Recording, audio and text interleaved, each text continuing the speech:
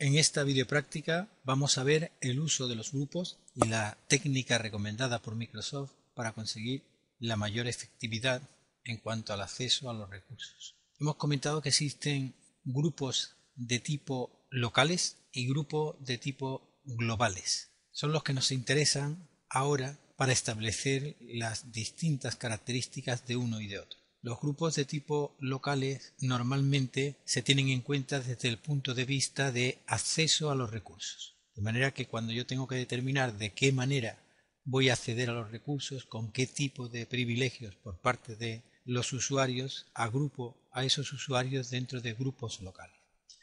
Cuando yo lo que quiero es establecer un carácter organizativo, voy a introducir todas las secretarias en un grupo para organizarlas. Ese grupo será de tipo global. Todos los comerciales, todos los usuarios de la primera planta, etc. De manera que grupos locales desde el punto de vista de acceso a los recursos, grupos globales desde el punto de vista organizativo. Teniendo esto en cuenta, la técnica recomendada por Microsoft sería el uso de lo que se llama ALP. Es lo más elemental, normalmente no vamos a hablar de él porque no lo vamos a utilizar dentro del contexto del directorio activo, pero significa A account, L grupo local de un servidor, de una máquina, y P permiso. De manera que lo que pretendemos decir con este sistema es que cogemos una account, una cuenta de usuario, la metemos dentro de un grupo local y a este grupo local le damos permiso. Esa sería la idea, pero insisto, esta técnica no la utilizaremos prácticamente porque nosotros lo que vamos a ver es cómo usar los grupos dentro del directorio activo. Viéndolo desde el punto de vista del directorio activo, lo más elemental sería el uso de la técnica AGP. AGP, ¿qué significa? A significa account también, cuenta, G es grupo global y P significa permiso. De manera que mediante este procedimiento yo metería un usuario, una cuenta dentro de un grupo y a ese grupo yo le daría un tipo de permisos. El usuario se vería condicionado por el tipo de permisos que yo he dado en ese grupo. Vamos a seguir completando la técnica.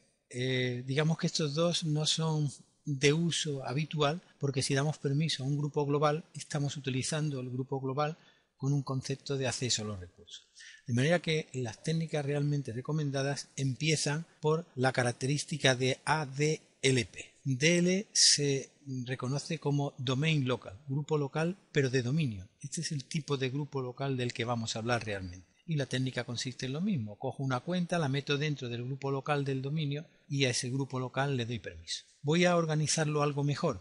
Entonces voy a utilizar la técnica de AGDLP. Significa que cojo la cuenta, la meto dentro del grupo global, ese grupo global a su vez lo meto dentro de un grupo local, cuenta dentro del global, global dentro del grupo local y al grupo local es al que le doy permiso. Bueno, con esto podría organizar a las secretarias y a los comerciales metidos en sendos grupos globales y a esos dos grupos globales meterlos dentro del grupo local del dominio usuarios que se les permite utilizar el Office. Pero en determinadas circunstancias se considera que se puede todavía organizar más. Si yo lo que estuviera hablando fuera de una contabilidad, por ejemplo, entonces cabría el matiz de decir que ese grupo global puede ser de contabilidad, pero que la contabilidad puede ser de cobros o de pago. Entonces yo cogería la cuenta del usuario, la metería dentro del grupo global contabilidad de cobro y ese grupo global de contabilidad de cobro lo metería en el grupo global contabilidad, ese grupo global dentro del grupo local, pues usuarios que pudieran utilizar la base de datos de contabilidad y a ese grupo local le daría permisos. Igual crearía un grupo contabilidad de pago si era el de cobro anterior o de cobro si era el de pago anterior y lo meteré dentro del grupo contabilidad general. Por encima de eso, si estoy en modo nativo y solamente si estoy en modo nativo tiene sentido hablar de los grupos universales. La técnica ya completa sería la misma que hemos comentado hace un momento.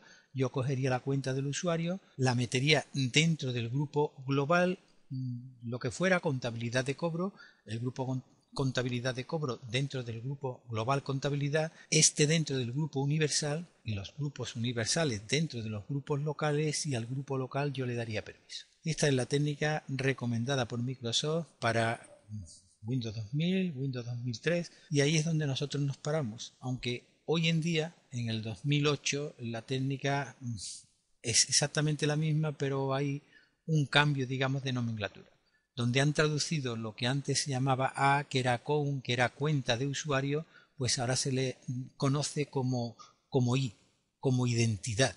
Y donde se ponía antes P, que era permiso, ahora se conoce como A, que significa acceso. De manera que esto nos quedaría cambiado como I, en el primer caso que hemos puesto ahí, que sería L, pues ILA. Donde antes poníamos ALP, ahora es ILA, y hacemos los mismos cambios a lo largo de todo esto. Lo que eran account, cuentas, ahora son identidades. Lo que eran P, permiso, ahora son accesos. Por lo demás, nada cambia. Bueno, esta es la recomendación y en prácticas posteriores justificaremos de alguna manera cuál es la necesidad de hacer todo esto. Con eso damos por finalizada esta.